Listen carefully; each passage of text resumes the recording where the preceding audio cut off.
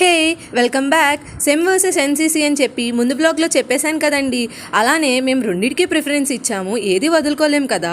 కొన్ని టైమ్స్లో అన్నిటినీ అడ్జస్ట్ చేసుకోవాలి. టైం మేనేజ్ చేసుకుంటూ రెండు బ్యాక్ టు బ్యాక్ జర్నీస్ చేస్తూ స్ట్రైన్ అయితే కూడా రెండింటికి ప్రిఫరెన్స్ ఇచ్చి మా సి సర్టిఫికేట్ అయితే సక్సెస్ఫుల్గా కంప్లీట్ చేశాము. ఇదైతే ఒక రోజు అనమాట. ఆ రోజు చాలా ఫుల్ టైర్డ్ ఉన్నాం. అంటే మా ఎన్సీసీ తరపు నుంచి మమ్మల్ని జస్ట్ అవుటింగ్ లాగా కొండపల్లి తీసుకెళ్లారు. ఇంకా అక్కడ నుంచి డైరెక్ట్గా ఇటే రిటర్న్ అయిపోయాము. బాగా ఆకలేసేసిందండి.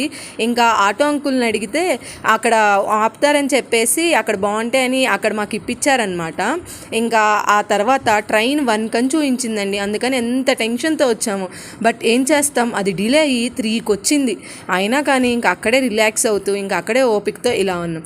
ట్రైన్ 3కి వచ్చిందనే కానీ ఇలాంటి వ్యూ చూసినప్పుడు ఆ కోపం అంతా అలా ఎగిరిపోయింది కదా. మీకు కూడా ఇంతేనా? ఇంకా వ్లాగ్స్ కావాలంటే like, share and subscribe and do follow.